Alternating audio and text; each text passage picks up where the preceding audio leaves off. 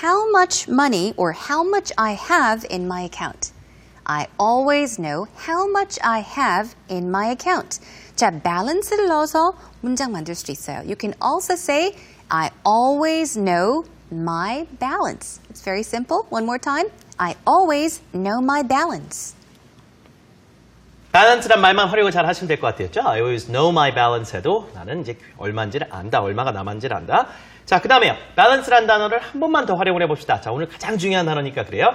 전화기로, 여러분이 이제 모바일 뱅킹 같은 거 하면 전화기로 이렇게 해가지고 얼마 남았는지 알 수 있다. 혹은 문자 메시지 같은 걸로 알 수 있다. 자, 이 얘기를 하는데 I check my balance with my phone. 자, 뭐요? 잔액을 확인한다는 얘기 있죠? 더 붙여주시고요. check my balance or check the balance 둘 다 가능합니다. 자, 여기선 소유격 my를 해보죠. I check my balance. 자, with my phone 해볼게요.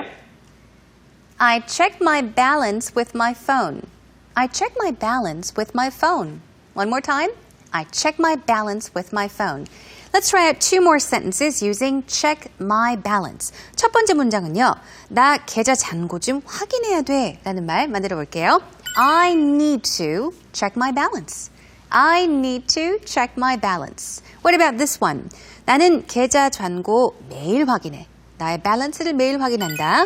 I check my balance every day. It's very simple. One more time. I check my balance every day. 자, 매일매일 이제 잔고 확인을 한다라고 하는 것도 가능할 것 같아요. 그렇죠? Yeah. 매일 확인을 하시는 분도 있으시니까 you can actually check on your phone or whatever means that pleases you. Yeah. 자, 오늘 대화 내용을 마지막으로 들어보실 텐데요. 이 핵심 문장들 실제 대화 속에서 마지막으로 두 번씩 더 해보세요. How do you keep track of your balance? How do you keep track of your balance? Well, I have a bank book, but I rarely use it. I check my balance with my phone. I check my balance with my phone. With your phone? Yeah, the bank sends me a text whenever money goes in and out.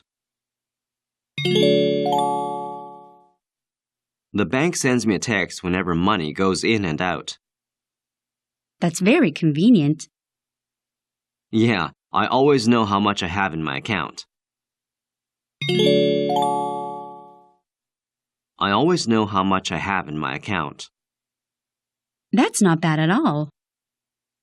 Besides, I use mobile banking so I can log on anytime I want. Banking has become much more convenient, hasn't it? Uh-huh, it sure has.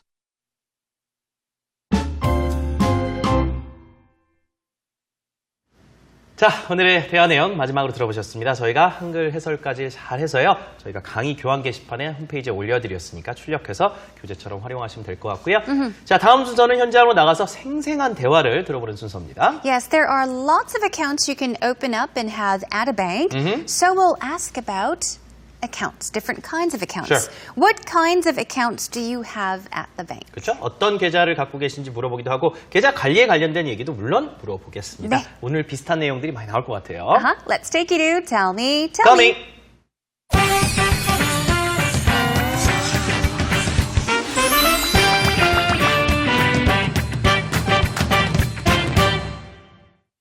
Hello everyone, welcome to Tell Me, Tell Me. 안녕하세요 여러분, 저는 세리나 황입니다. Alright, today we are talking about accounts that we have at banks. Here we have Albert and Tony from Spain. Hi guys. Hello. Hello. What kind of accounts do you have at the bank? We'll start with you. Basically, we all have a basic account where we operate and we have money to pay our bills and so on. And then if you have a little bit more money, you open a saving account that you have to leave the money there for 1 year, 2 years, and then they give you some interest on it. The other option is to have like a retirement plan. So you start putting 500 euros, 400 euros every month, and then you wait when you are 65 years old, and according to them, this money keeps growing and growing and growing, and then when you retire, you become a very rich person. That's the way it works. Yeah. Okay, Tony, what kind of accounts do you have at your bank? My personality that I'm a not very rich person, we can say a poor person. I have basically the normal the checking account where you put your income every month. No, it comes from my work, and then you spend some money, and if there is something resting there, and then start increasing. But also I have the account to pay my mortgage. That extracts the money from there, and it's kind of like paying my house. That is going to be that way for 25 years. So hopefully in 25 years I have my own apartment. Yes. So these are the accounts that I have a small savings account also. That's the truth, but not very big one. It's a small one. Okay, don't worry, we're not going to ask the figure. No? Okay. Okay. All right. Okay, so what do you think are some pros and cons to these checking accounts or savings accounts? I know for me personally, I basically use my checking account for day-to-day spendings. How about you guys?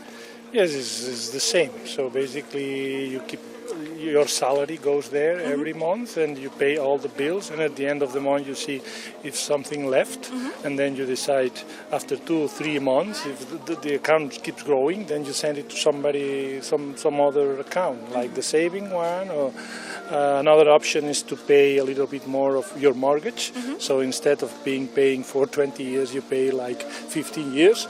Because in Spain it's very common that almost everybody owns an apartment. Though we don't like renting, we like to buy the house, and this is and we do it through the banks. Okay.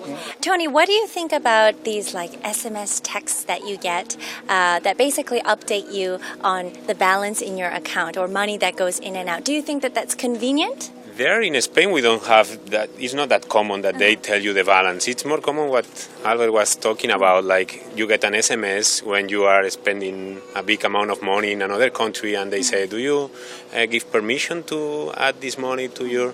I think it's when the user wants that. I think it's cool. Another problem that happens very often in Spain is that they put you in services that you don't really like, and then you call the bank and you say, "Oh, I don't want this service," and they say, "Okay, we are going to